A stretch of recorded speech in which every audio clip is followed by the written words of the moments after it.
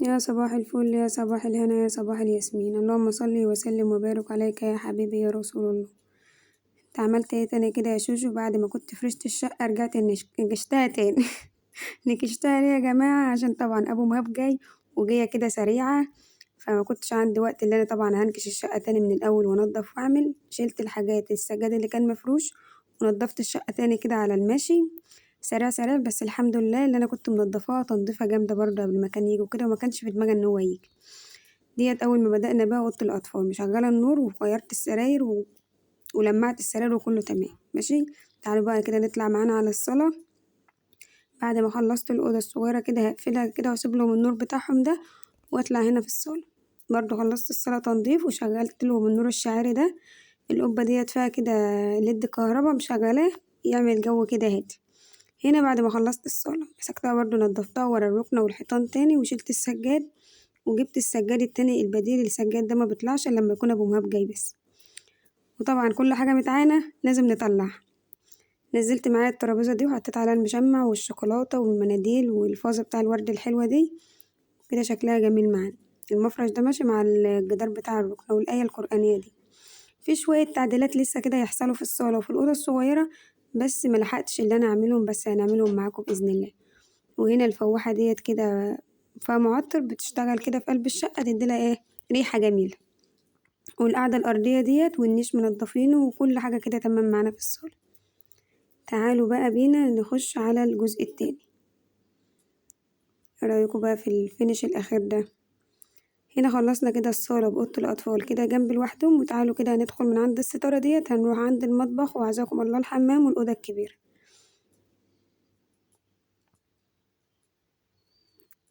هنا الأوضة الكبيرة بقى كده راح مسكتها نضفتها عشان احنا كناش بنرس فيها وكنتش نضفتها قوي، فنضفتها برضو ايه الشغل كله كان فيها نضفتها تنظيف جامد كده. شلت السجاد برضو نفضته ولميته. السجاد التاني كان كله مغسول فلميته عينته ورحت جايه مطلعه السجاد بتاع الغرفة دي. ونضفت السرير وتحت السرير واتعملت الفرشة الجديدة جبنا مفرش القطيفة والسراحة كمان ظبطناها معانا. وركبنا التاج كمان بتاع السرير وحطيت الاباجورات ديت كده معايا، كل كومودين له اباجورة حطيتهم كده معانا. كده كمان الأوضة الكبيرة ديت معانا تمام. طقم السرير ده كده كويس حلو قوي بأستك كده بيتلبسيه في قلب المرتبة وعليه كنار من بره. والسجادة ديت أنا حطيتها كده عند سجادتين زي دول كده كانوا جايين ليا من بره، حطيت واحدة في الأوضة الكبيرة حطيت واحدة في الصالة. وكمان قفلت البلكونة وشديت الستارة وكده كله تمام معايا. يبقى كده كده الشقة كلها تمام. لسه معايا ايه عزكم الله الحمام نضفته برضه وجهزتله فرشته، والمطبخ كمان نضفته كله تمام كده معايا. شايفين السجادة دي ما شاء الله عليها خامتها جميلة، خامتها اللي هي القطيفة. حطيت اللون ده كده ماشي مع الأوضة الكبيرة، اللون ده ماشي مع طقم السرير وماشي مع الحيطان. والتانية نبيتي حطيتها برا في الصالة على الركن. دي بقى مدخل المطبخ بتاعنا مسكناه برضو نضفته. المطبخ خد معايا برضو شوية شغل كده حلوين بس الحمد لله نضيفه كله كده تمام. هنا حاطه الفاكهة بتاعتي على الميكروويف، والرخامة ديت أنا لسه مغيراها جديدة. أنا كنت معرفش إن أبو مهاب جاي وكده وكنت أنا طلبتها، والحمد لله إن هي جت وأنا بنضف الشقة. وكمان جهزنا الغدا بتاعنا معانا، عملنا محشي وعملنا بط وهنعمل كفتة. واليوم بتاعنا عدى الحمد لله تمام. الكفتة ديت بقى هنعملها بس على جيته تبقى سخنة و كده الغدا بتاعنا تمام. والمفرش ده كده طقم الحمام ده أنا بفرشه في الحمام بعد ما بينشف معايا وبعد ما غسلته. وتعالوا نكمل يومنا تاني يوم كده مع بعض، هنجهز الفطار بتاعنا مع بعض ونكمل يومنا معاكم.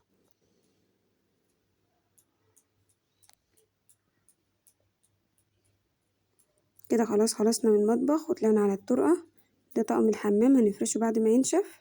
ومعانا الصالة كده وريتها لكم تاني بعد ما خلاص كله كده تمام معايا. يا صباح الفل والهنا والياسمين على عيون الناس الحلوين. دي كده تاني يوم كده واحنا بنجهز فطارنا معاكم يا حبايب قلبي. جاهز كده فطار خفيف ظريف لطيف. معايا ديت كده خيار وطماطم، ودي مرتة اللي عارف المرتة اللي هي العجوزة، والجبنة ديت بطعم الجبنة الرومي، ومعايا لانشون، ومعايا زيتون. الزيتون ده بقاله سنتين انا مخزناه، هوش طري جامد كده. ماشي. ومعايا كمان جبنة القديمة. أيوة بقى، الحاجات الحلوة دي ما بتطلعش إلا للناس الغالية بس. ومعايا طبعا هعمل معايا كده قرص بيض حلو كده أو طبق بيض حلو. بس أنا بعمل البيض بقى يا ولاد بالجبنة اللي هي دي، جبنة رومي على شيدر ميكس كده، بتخلي طعم البيض جميل. ومعايا سمنة بلدي، وكمان هنا حطيت حليب يغلي معايا كده علشان هعمل قهوة باللبن لأبو مهيب. أجهز بقى الفطار كده معاكم، وبعد كده أصحيه عشان نفطر مع بعض. الولاد قاموا عليهم امتحانات، مشوا كده راحوا الامتحانات بتاعتهم، وقلت مفيش إلا أنا وهو وحمودي نجهز بقى الفطار ونفطر عما الأولاد يروحوا يمتحنوا. كل سنة وانتم طيبين، عارفين إن امتحانات العملي بدأت وكده. ربنا ينجحهم يا رب، وينجح أولادكم وأولادنا يا رب، وربنا يهديهم. انتوا عارفين أنا نادر لما بعمل فطار كده، ما جهزش أصلا فطار كده في الأصل.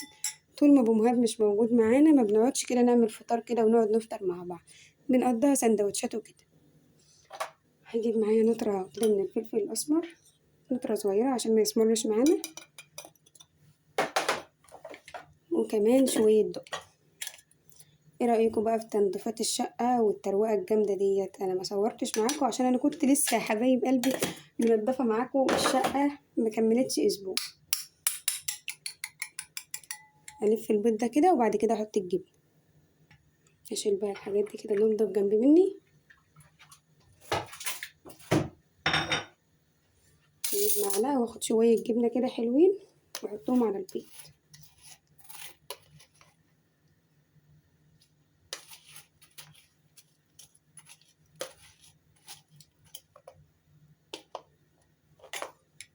اقلبهم برضو كده في بعض كويس، وهاخد معلقة من السمنة البلدي دي واحطها في الطاسة، وتعالوا يلا نعمل مع بعض البيض. حبيت اوريكم كده الفطار بتاعي كده مع تنظيفات الشقة، وبإذن الله بقى الفيديوهات بتاعتنا اللي جاية ده تبقى قوية، فيديوهات هتبقى جامدة بإذن الله. خلاص بدل أبو مهاب إيجا وشرفنا، عرفوا إن احنا هنعمل حاجات كويسة. تعالوا بقى كده ناخد معلقة سمنة كده حلوة، السمنة دي بلدي فلاحي، نحطها في الطاسة.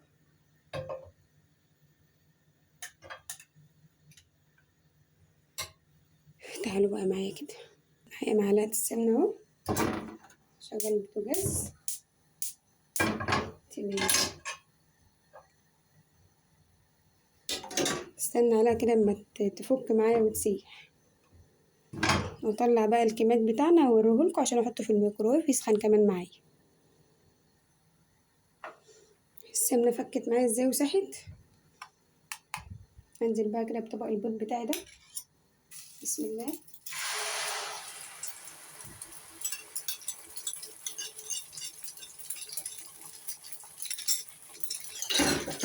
كل الجبن اللي احنا حطيناها دي الوقت هتسيح مع البيض.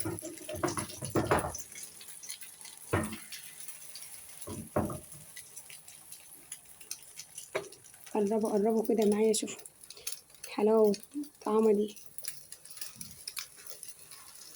انا ما بحبهاش تكون ماسكة بعضها، بحب ان انا اقطعها كده حتت صغيرة.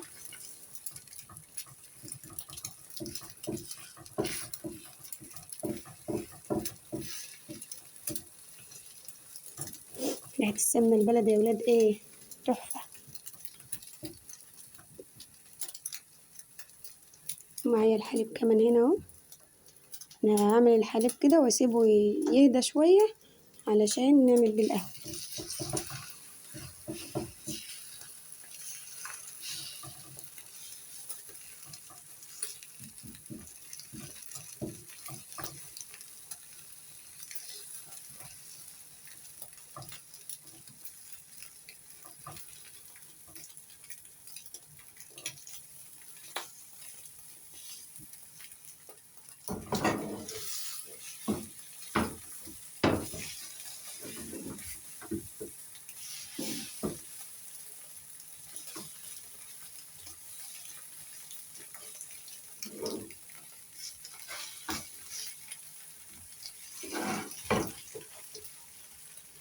كده بقى ايه، خلاص خلصنا. خلصنا طبق البيض بتاعنا الحلو.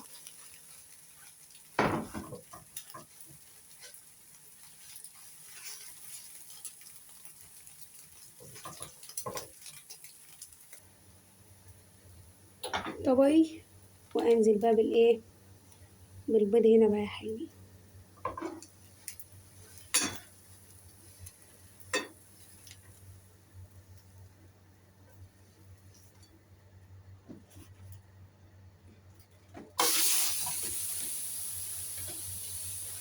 تعالوا بقى نقطع الخيار.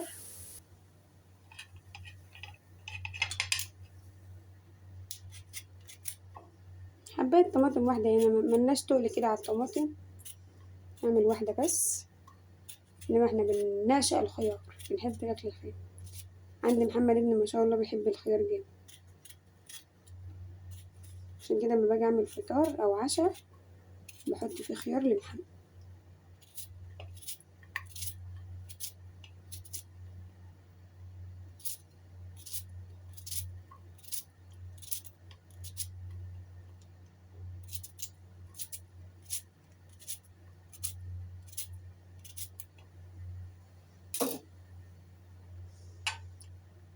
كده تمام. نروح بقى نسخن الكماد بتاعنا ده.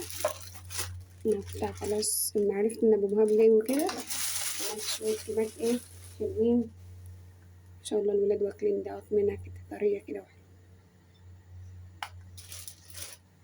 بعمله كده وبحطه عندي في الفريزر او في التلاجة من تحت، واطلع منه وقت ما بكون انا عايزة اطلع. عندي طبعا هنا الميكرويف اهو،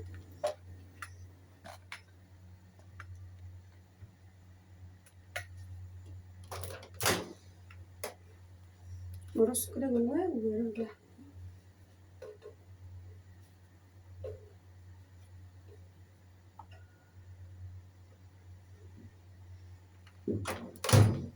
اشغل بقى على دقيقة، كفاية دقيقة، دقيقة بيخليه حلو.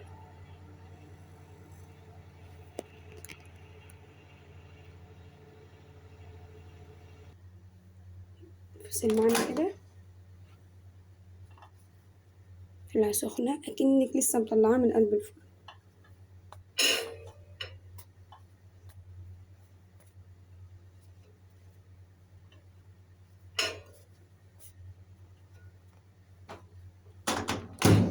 تمام. تعالوا بقى كده نعمل الشاي بتاعنا. شغل الكاتل كمان، الفيشة متشالة، احط الفيشة بس.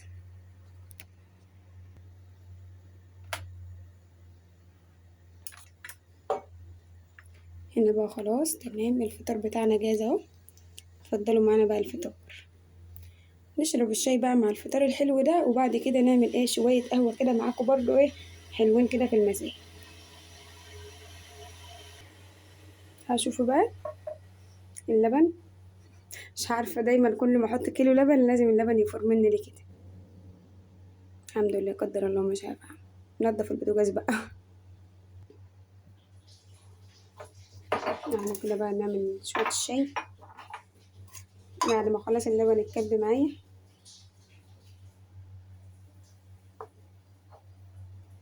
مين بيحب القرنفل؟ القرنفل ده كده عندي مطحون، طحناه كده وحطاه ناعم يعني، حطاه في قلب قلب دي.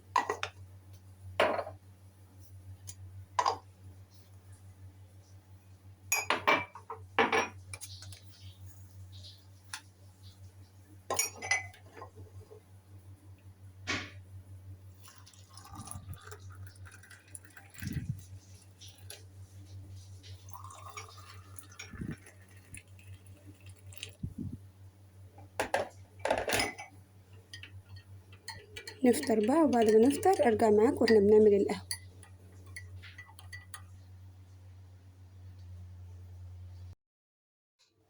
الجهاز بتاع القهوة، وحطينا اللبن، هنا معانا معلقتين كده من القهوة.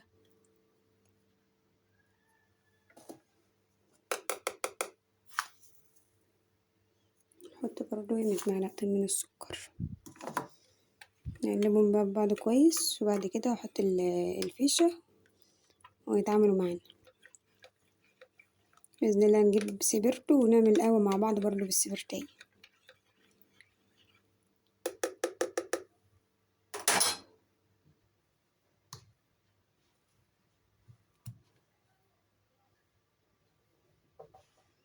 خلي بالي بقى منها عشان متفورش معايا.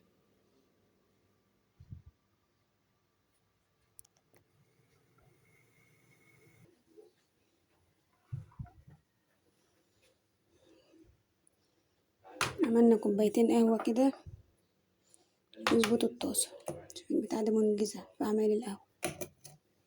نشرب بقى القهوة وأنا أقول لكم السلام عليكم ورحمة الله وبركاته، واستودعكم الله.